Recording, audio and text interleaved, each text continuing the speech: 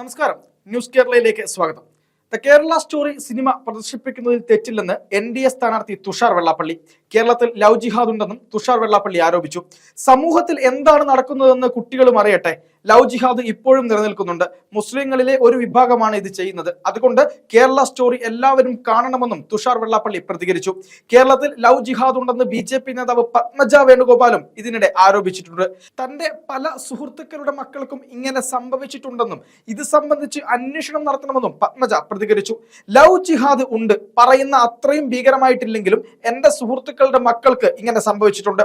അവർ എന്റെ അടുത്ത് വന്ന് സങ്കടവും പറഞ്ഞിട്ടുണ്ട്. ഇത് മനഃപൂർവ്വമാണോ എന്നറിയില്ല. പല അച്ഛനമ്മമാരും വന്ന് എന്നോട് ഇത് പറഞ്ഞത് ലവ് ജിഹാദ് ഉണ്ടെന്നാണ്. ഇത് സംബന്ധിച്ച് കൃത്യമായ അന്വേഷണം നടത്തണമെന്നും പത്മജ വേണുഗോപാൽ പറഞ്ഞു.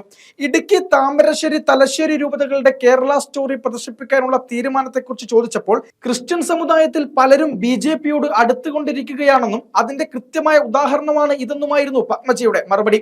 ന്യൂനപക്ഷത്തിനുള്ള തെറ്റിദ്ധാരണ ഒരു പരിധിവരെ മാറ്റാൻ BJPക്ക് കഴിഞ്ഞിട്ടുണ്ട്. ഇന്നത്തെ തലമുറ പലതും കണ്ടുപഠിക്കേണ്ടതുണ്ട്.